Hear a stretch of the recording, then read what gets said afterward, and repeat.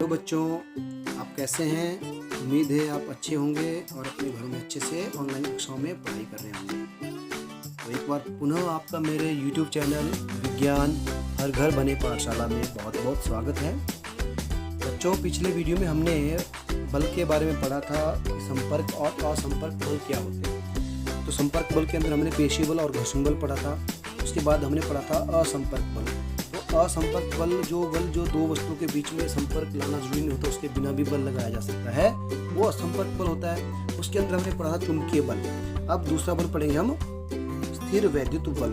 तो स्थिर वैद्युत बल क्या होता है, अब आज इसका हम देखते हैं क्या होता है। इसको भी समझने के लिए एक उदाहरण कर लेते हैं। सबसे पहले क्या करें, एक प्लास्टिक की स्ट्रॉ ले सकते हैं, इसको दो भागों में बांटकर काट लें और धागे की सहायता से एक टुकड़े को किसी मेज के किनारे पर लटकाइए। अब स्ट्रॉ के दूसरे टुकड़े को अपने हाथ से पकड़िए और इसे स्वतंत्र सिरे को कागज की एक शीट के साथ रगड़ना है। ठीक है, स्ट्रॉ बोले तो प्लास्टिक की स्ट्रॉ, जो आप पेप्सी वगैरह जो पीते हो, आप फ्रूटी वगैरह, वो स्ट्रॉ ले सकते हैं आप। तो स्ट्रॉ के रगड़े हुए सिरे को आप लटके हुई स्ट्रॉ के समीप ले आइए और सुनिश्चित कीजिए कि दोनों एक दूसरे के स्पर्श में ना आए, दूर रहें। तो आप क्या देखेंगे, आप देखेंगे कि लटकी हुई स्ट्रॉ का स्वतंत्र सिरा जो है कागज के शीट के साथ, जो रगड़ी हुई स्ट्रॉ के साथ जो है टच हो जाता है। टच होगा या दूर जाएगा, बताएं? ये आप करके देखेंगे तभी बताएंगे। तो वो लटकी हुई स्ट्रॉ को दूर भगाता है, अपनी तरफ से दूर ले जाता है। ठीक है, वह क्या होगा, दूसरे सिरे को रिपेल करेगा। ठीक है, क्यों करेगा, अब देखिए इस तरह से आप कर सकते हैं। इसको चित्र में दिखाया हुआ है, ये आपका नीचे आएगा, ये लटके हमने एक स्ट्रॉ लटका दिए, दूसरी से स्ट्रॉ हम उसको खाली पेपर से रगड़ेंगे, इसके बाद इस सिरे के पास ले जाएंगे। तो क्या देखेंगे हम, ठीक है, वो एक दूसरे को प्रतिकर्षित करते हैं, यानी रिपेल करते हैं, यानी इस तरफ और ये इस तरफ, दोनों को एक दूसरे को दूर करेंगे। क्यों? क्योंकि इसके ऊपर भी सेम चार्ज होगा, सेम बल दूसरे के ऊपर भी सेम चार्ज होगा। तो कागज की शीट पे रगड़ा जाने पर स्ट्रॉ जो हो जाती है स्थिर वैद्युत आवेश में उपार्जित कर लेता है, उसके अंदर स्थिर वैद्युत आवेश आ जाता है। ऐसा स्ट्रॉ आवेशित वस्तु का एक उदाहरण है। ठीक है, तो एक आवेशित वस्तु द्वारा किसी दूसरी आवेशित वस्तु या अनावेशित वस्तु पर लगाया गया बल स्थिर वैद्युत बल कहलाता है। तो स्थिर वैद्युत बल क्या होता है, किसी आवेशित वस्तु, आवेशित मतलब जिसके ऊपर चार्ज हो जाता है, आवेशित वस्तु किसी दूसरी आवेशित वस्तु अथवा अनावेशित वस्तु पर लगाया गया बल एक स्थिर वैद्युत बल कहलाता है।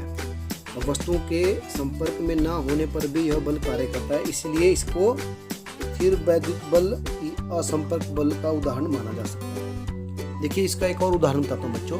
आप अपने बालों में कंघी रगड़िए। आप कंघी रगड़ते हैं, कंघी तो लगाते होंगे, कंघी रगड़िए। कंघी नहीं है तो आप पेंसिल रगड़िए, प्लास्टिक की जो आपकी बॉल पेन होती है उसको रगड़िए। फिर उसको आप जमीन से थोड़ा सा ऊपर रखिए, जमीन से टच नहीं करना है। तो आप जमीन पे ऊपर करेंगे तो आप देखेंगे जमीन के साथ जो है बहुत सारे धूल कण इकट्ठे हो जाते हैं और उसके साथ चिपक जाते हैं। तो ये क्या हुआ, ये उसने आकर्षित किया। ये भी हमने दो वस्तुओं को संपर्क में नहीं लाया, लेकिन इसने attraction, force of attraction generate हो जाती है आवेशित होने के कारण, और धूल कणों को अपनी ओर आकर्षित कर लेते हैं, यानी इसके ऊपर असंपर्क बल लग जाता है। तो इस बल को कहा जाता है स्थिर वैद्युत बल। तो उम्मीद है आपको ये स्थिर वैद्युत बल भी समझ आएगा बच्चों, जो कि असंपर्क बल का उदाहरण है। तो इस प्रकार हमने संपर्क और असंपर्क बल पूरा कर लिया है। उसके बाद आता है बच्चों गुरुत्वाकर्षण बल। अब ग्रेविटेशनल फोर्स क्या होती है, आप जमीन पे खड़े हैं, ठीक है, आप चलते हैं, तो क्या आप जमीन से ऊपर रह सकते हो? आप छलांग लगाओ, कितनी देर हवा में रहेंगे, दोबारा जमीन पे आ जाते हैं। क्यों? आप जमीन से पत्थर को ऊपर की ओर फेंको, वो दोबारा जमीन पे आ ही जाएगा थोड़ी देर बाद। क्यों? ऐसा क्यों होता है? आप अपने हाथ में एक सिक्का पकड़िए, उस सिक्के को हवा में छोड़ दीजिए, तो क्या वो सिक्का आसमान की तरफ जाएगा या जमीन की तरफ आएगा? वो नीचे की तरफ यानी जमीन की तरफ आएगा। ये क्या कारण है? इन सब से एक स्पष्ट हो जाता है कि कोई ना कोई बल तो है जो इनको अपनी ओर खींचता है जमीन की तरफ, चाहे हम हो, चाहे पत्थर हो, चाहे कोई सिक्का हो, है ना। कोई ना कोई ऐसा बल है जमीन के अंदर जो इन सब चीजों को अपनी ओर खींचता है। तो वस्तुएं पृथ्वी की ओर इसलिए गिरती हैं क्योंकि यह इन्हें अपनी ओर आकर्षित करती है, और पृथ्वी के इस बल को गुरुत्व बल या गुरुत्व कहा जाता है। ये बात नोट करने वाली बच्चों, जब वस्तुएं पृथ्वी की ओर आकर्षित होती हैं और पृथ्वी की ओर गिरती हैं, तो यह बल जो होता है पृथ्वी का गुरुत्व बल कहलाता है या गुरुत्व कहते हैं। यह एक आकर्षण बल है।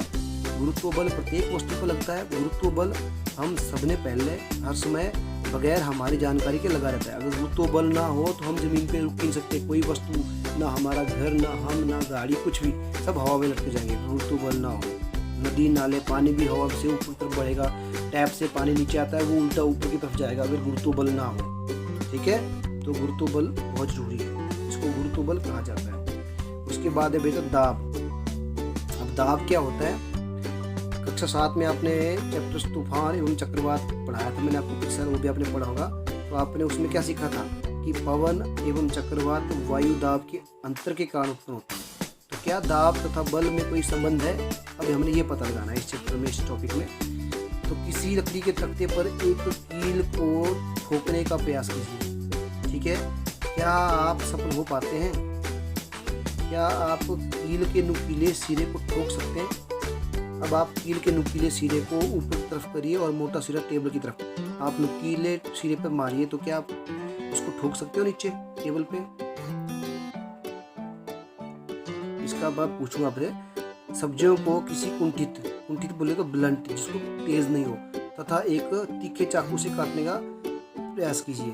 सब्जियों को 2 चाकू से काटिए, एक तीखा हो जो बिल्कुल तीखा हो और एक थोड़ा सा बिल्कुल तीखा ना हो और कम तीखा हो या ब्लंट हो आगे से, उसे काटिए। तो आप किससे आसानी से काट पाएंगे, तीखे वाले से या मोटे वाले से? तीखे वाले से ऑब्वियसली।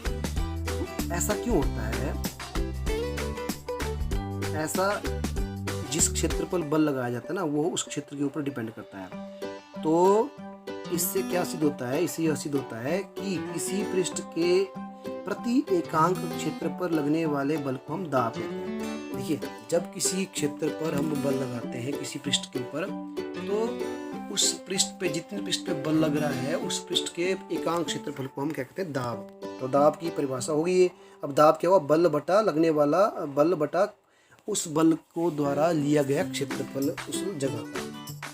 ठीक है, तो यही कारण है जब आप कील को ठोकते हो जमीन पे ना, ये कील है, अब कील को आप इस तरह से ठोकोगे नुकीले भाग से जमीन की तरफ, तो कम दाब लगेगा, है ना, उसका क्षेत्रफल कम होगा और जल्दी से अंदर घुस जाएगी। लेकिन अगर आप ये वाला सिरा जो है जमीन के नीचे तरफ लगाते हो और नुकीले वाला ऊपर की तरफ, तो नीचे जो है ज़्यादा स्पेस बन जाता है, यानी एरिया ऑफ जो इसका जो सरफेस का एरिया है वो बढ़ जाता है क्षेत्रफल, और ऊपर कम होता है। तो आप जोर से मारोगे तो ये नीचे नहीं जाएगी। तो जितना कम आपका जो क्षेत्रफल होगा दाब लगने वाला, ठीक है, जितना कम आपका दाब होगा उतने अधिक आपका क्या होगा? बल होगा। समझ गए आप बात? इसी प्रकार एक बोझ ढोने वाला व्यक्ति जो कूली होता है, ये भी प्रश्न आता था आपको कि भार ढोने वाला कूली अपने ऊपर एक तौलिया क्यों रखता है? तौलिया रखा हुआ ना सुशील के ऊपर, यहाँ तौलिया रखा लाल रंग का, ये क्यों रखा होता है? ये क्या करता है? एक सरफेस एरिया बढ़ा देता है। इसका सिर जो है गोलाकार है, लेकिन तौलिया रखेगा तो वो चौरस जैसा बन जाएगा, यानी उसने सरफेस एरिया बढ़ा दिया, तो इसकी भार ढोने की क्षमता बढ़ जाती है और बल ज़्यादा हो सकता है वजन, इसी कारण इसके ऊपर बल कम पड़ता है। ठीक है, यानी जितना आप दाब का क्षेत्रफल बढ़ाओगे उतना ही बल कम लगता है। ठीक है, तो इन सभी बातों से निश्चित करने होता है कि क्षेत्रफल एक वर्ड है, क्षेत्रफल हर वस्तु में है, इसलिए बल बराबर हो तो पृष्ठ का क्षेत्रफल जितना कम हो उस पर दाब उतना ही अधिक होगा। यानी अगर बल बराबर हो और वस्तु का क्षेत्रफल जितना कम होगा उस पर अधिक दाब लगेगा। ठीक है, अगर बल जो है क्षेत्रफल जितना ज़्यादा होगा तो उस पर दाब कम लगेगा। इसी कारण जो है नुकीली वाला भाग जो है कील का वो जल्दी से मेघ में चल जाता है, क्योंकि उस पर क्या होता है? क्षेत्रफल कम था, दाब ज़्यादा लगा, बल ज़्यादा लगा। जबकि ब्लंट सिरे पे आप जब ठोकते हो तो उसका क्षेत्रफल क्या है? उसका क्षेत्रफल ज़्यादा है तो दाब भी कम लगा और बल भी कम लगा, इसलिए वो तख्ते में नहीं जाती है। तो ये सभी उदाहरण हैं आपको दाब और बल समझने के लिए। तो उम्मीद करता हूँ आपको ये दाब और बल वाला टॉपिक भी अच्छी तरह से समझ आया होगा। चलिए आज के टॉपिक की समझ को परखने के लिए बच्चों चलते हैं आज के कार्यपत्र की तरफ। तो बच्चों ये रहा आज के टॉपिक का कार्यपत्रक। जो आज हमने टॉपिक पढ़ा उसमें जो प्रश्न आपको जो भी आपने टॉपिक में समझे उन सब में आपकी समझ कितनी आई, वो आपको कितना समझा, उस समझ को परखने के लिए आज का कार्यपत्रक है। इसके आज के प्रश्न है। पहला प्रश्न क्या है? स्थिर वैद्युत बल को परिभाषित करना है। स्थिर वैद्युत बल क्या है उसको आपने परिभाषित करना है। ठीक है। दूसरा प्रश्न क्या है आपका? गुरुत्वाकर्षण बल क्या होता है? ये आपने बताना है। तो ये 2 आप बताओगे, 2 प्रश्न, तो इट मीन्स आपका टॉपिक आज का आपको समझ आ गया, ये पता लग जाएगा। ठीक है, तो चलिए इस वीडियो को बच्चों यहीं ख़त्म करते हैं आज के कार्यपत्र के साथ। मिलते हैं अगले वीडियो में अगले टॉपिक के साथ।